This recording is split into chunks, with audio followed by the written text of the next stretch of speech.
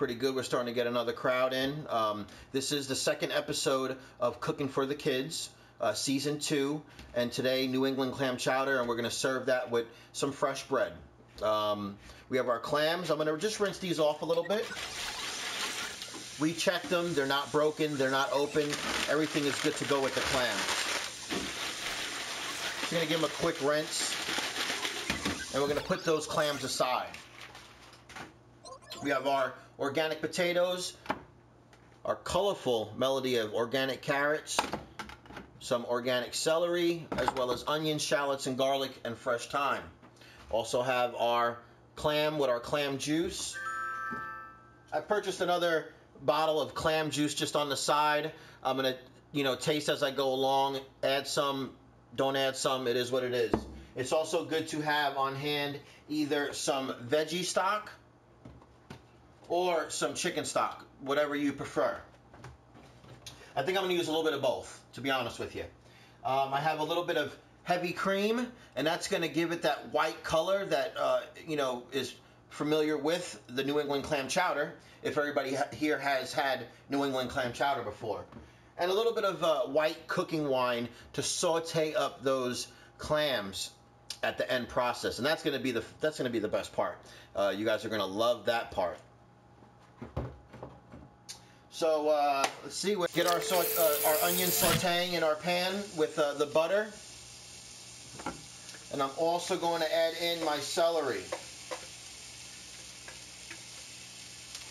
Once we get some good color on that, we're going to fold in our garlic, and then we're going to hold our shallots off to the side, and we're going to use our shallots right as we're sautéing our clams.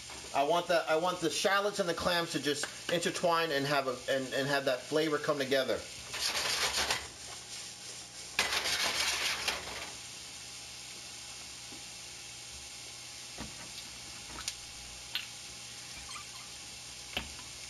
What's going on, Maine?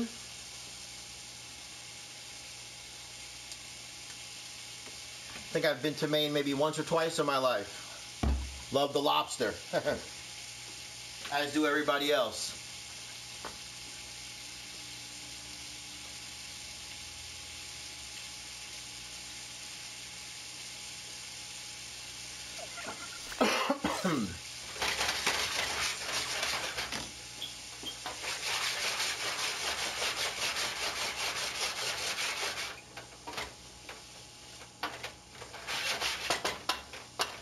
And for those who, want to try this dish at home, I do recommend, before you even start doing anything, a little prep work in the kitchen goes a long way. It's a peace of mind, basically. Whether you're doing it before the children get home from school, or whether you're doing it early in the morning or even the night before. It's not going to go bad, and it's just one less thing you have to execute when the time comes. The onions are starting to break down really, really nice. Starting to get a nice color on them. I cut the onions small dice. I don't want them to be the focal point of the dish, so I don't want them to stick out. I didn't cut them that big. The celery I cut on a bias, which basically is the same way I did the carrots. You cut them long ways. The reason why I do it this way is it's a really nice bite. One piece, one bite. It's very fulfilling, in the stomach, and most importantly, visually. Celery the same way. Cut on the bias. It looks nice. It looks like you put time into it, and it looks fancy. If you're selling a dish like this, you want it to look the best. You don't want it to be just, bang, bang, throw it together and put it in front of somebody. You really want that person to feel, when they're sitting down in your restaurant, that they're getting their money's worth. And a good clam chowder, a good bowl of clam chowder, a nice size heaping bowl of clam chowder, you could sell for 18, 20 bucks a pop. And it really doesn't cost that much. As of right now, I probably have, and if I have to guesstimate, maybe $23 into this whole dish. And with all of this, I'm going to feed 5 people. And we're going to be full. It might not be any leftovers, but I will feed everybody.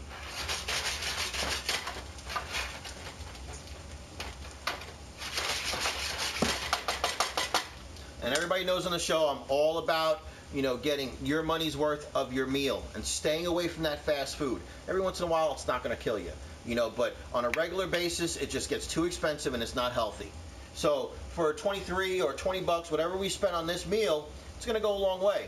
And we're not going to use all this wine, so I'll use it for another culinary adventure. You know, we're not going to use all this stock, so I'm going to use it for another culinary adventure. Same with our olive oil. You know, so stuff like that, you're going to carry over, and you're going to make even more savings out of it. So we have our roux in there. I'm going to put that heat up a little bit. I'm going to add our vegetable stock, our chicken stock, whatever you have on hand, really, guys.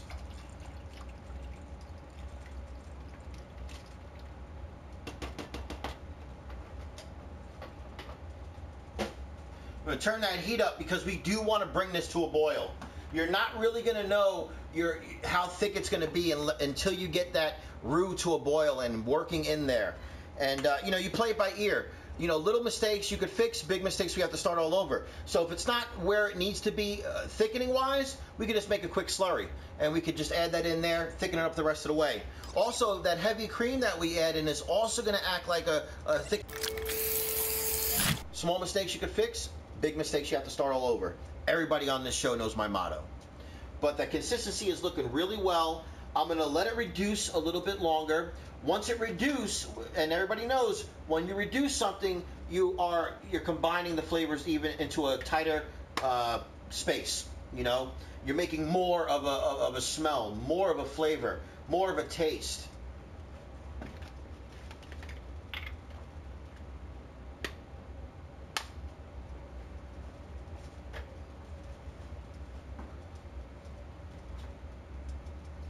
Yeah, but I have that aroma. That aroma is getting me hungry right now.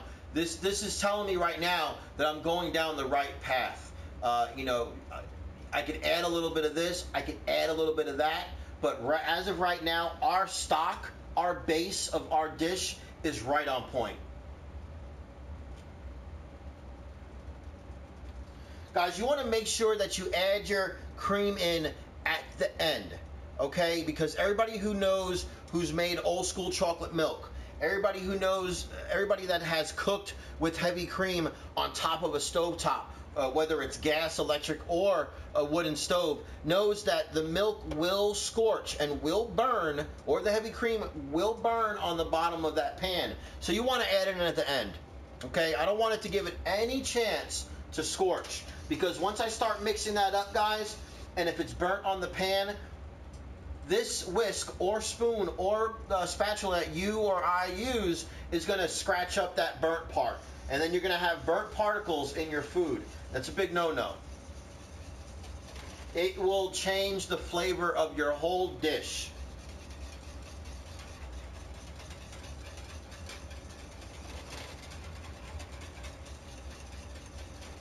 So I'm going to bring this to a quick boil, guys.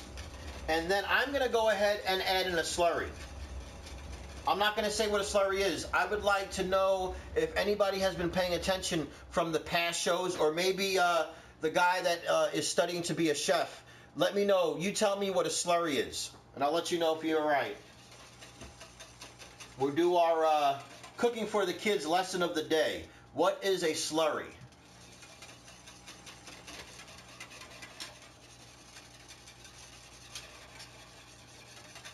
I don't have any Jeopardy music, or else I'd be playing it right now. But then I probably can't put it on YouTube, because then I'll get an email that I copyrighted some music.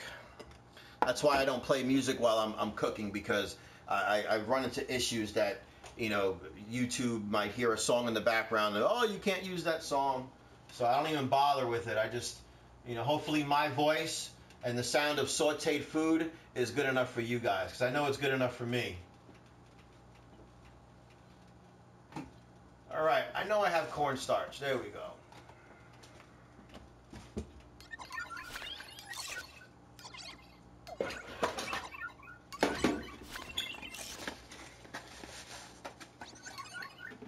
Who is that? Who got that answer right?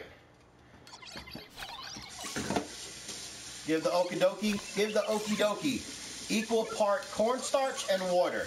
Great answer. Great answer.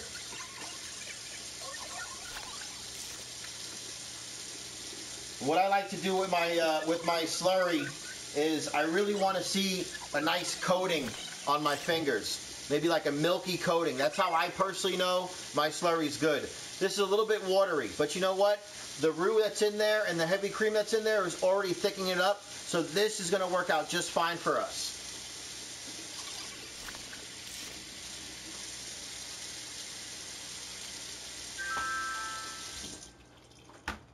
So we're going to fold this in. Guys, food for thought.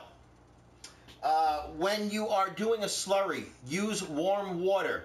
You do not want to add a cold slurry into a hot liquid. And if you do that, it is going to automatically congeal. It's going to shock it. It's going to cause a starch ball. And it doesn't look good. It just doesn't look professional. So use a little bit of warm water.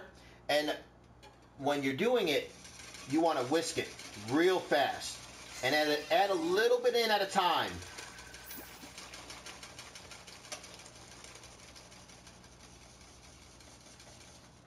I'm making a mess over here. Thank God I'm using my, I got my apron on.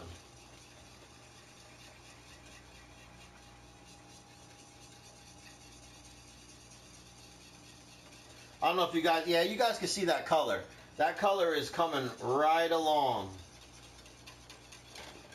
And what I'm going to do is I'm going to add some thyme into there.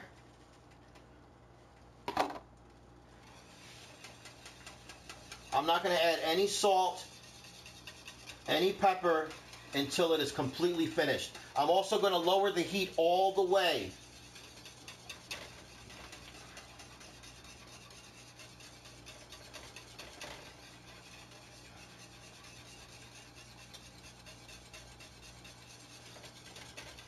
And guys, don't forget, take a look at my YouTube channel. Sub, like, check out all the videos.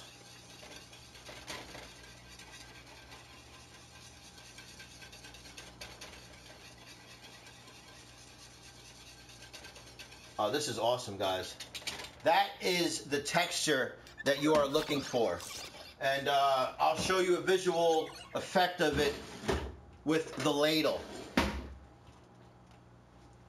When you're doing that, when you're eating that clam chowder and you have that hardiness in there, you could see how that it's just not pouring down.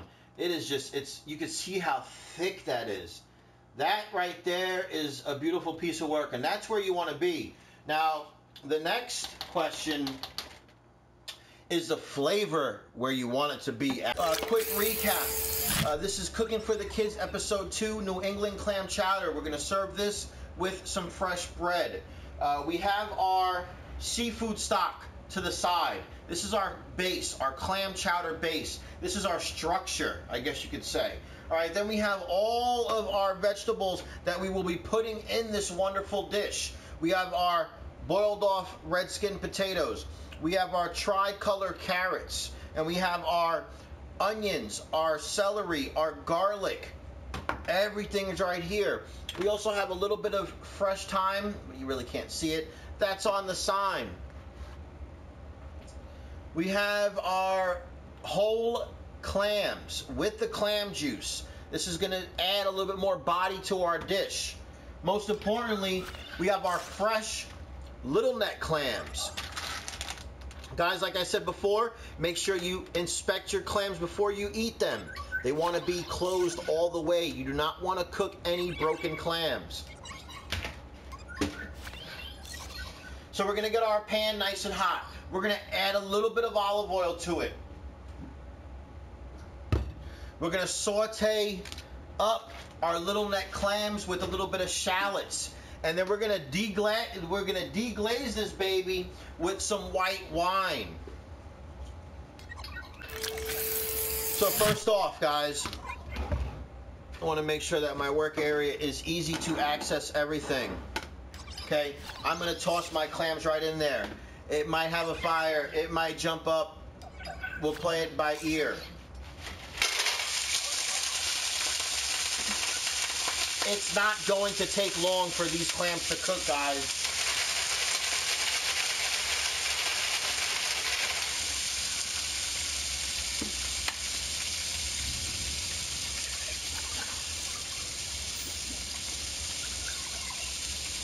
We're going to saute these bad boys up. We're going to add those shallots in. We've done oxtails too. Oh, actually I haven't done oxtails on the show, but I'm very good at cooking oxtails. All right, so we got these clams going. Put the fan on a little bit. I got my shallots going right in.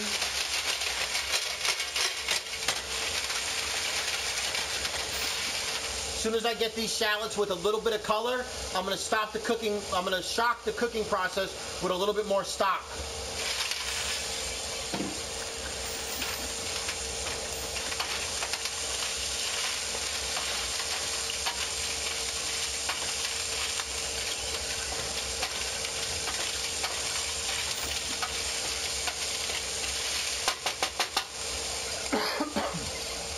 You can actually starting to see these clams open up a little bit. Like I said before, man, these clams are not going to take long at all to cook.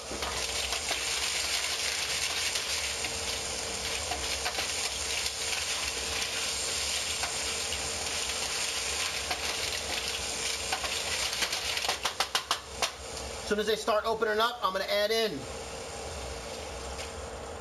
my clams and my clam juice. That's going to be more flavor to our meal.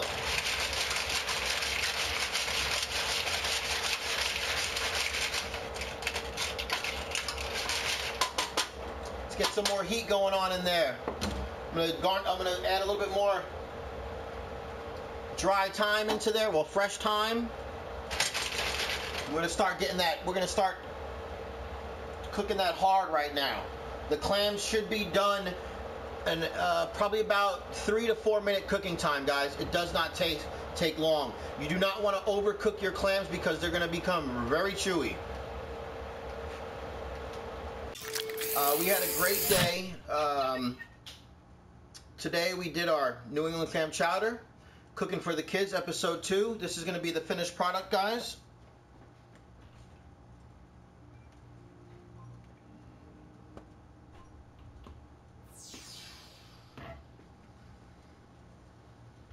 Hopefully you enjoy it.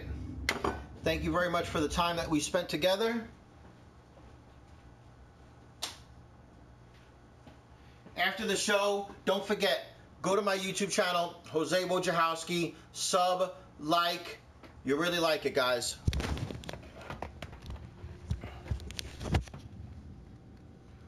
This is our New England Clam Chowder.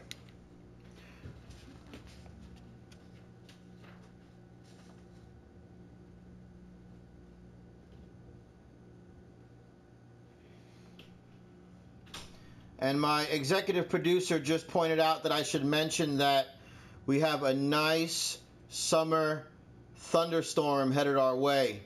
So this is actually a great time just to hunker down with a nice bowl of homemade chowder.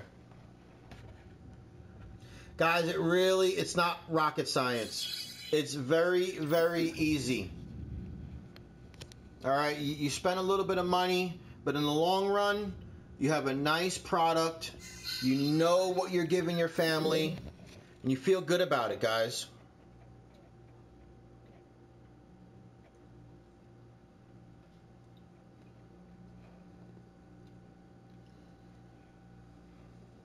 And those tricolor carrots in there, they looked great.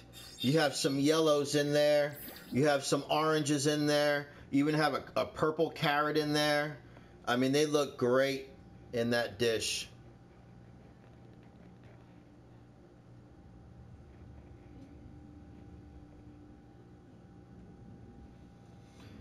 Thank you very much, guys, for hanging out with me today.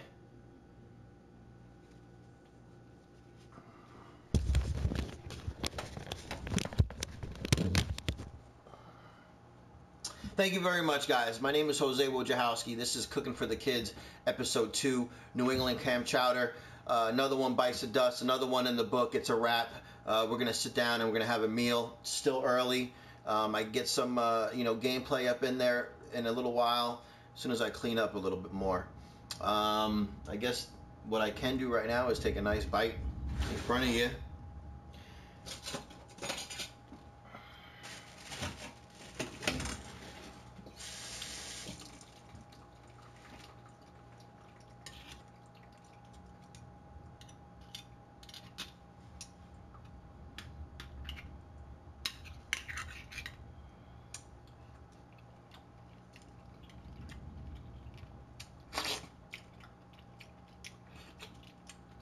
It's awesome. It came out really well. It's not overwhelming. It's very subtle. In my opinion, I would like a little bit more clam flavor in there. But when you're cooking for the masses and you're trying to appease everybody, some people don't like, a powerful clam flavor. Some people do. So I try to make it right in the middle to make everybody happy. You know, those potatoes are perfect. I undercooked them a little bit because I knew that they were going to carry over cooking. Just sitting there, and they're perfect. They're not too soft. They're not too hard. They're right where you want it to be. You want to bite into your potato. Same with those carrots. The carrots, you want to bite into them. See how it just covers my spoon, the carrot? This is tricking your mind. This is going to tell your mind that you're going to be full after this meal. Yeah, it's a beautiful thing, guys. I don't want to sit here and eat my whole meal in front of you, but I do want to say thank you very much for tuning in. 140, 150 people. Makes me feel great inside. This is a great response to the second episode. You know, the first season premiere episode, I think we had 50 people. So every single week, we're going to get like 50 more, 75 more. By the end of the school year, we're going to have 1,000 people tuning in. That's what I'm looking for. But as of right now, what you guys can do for me is go to my YouTube channel, sub, like. God bless you.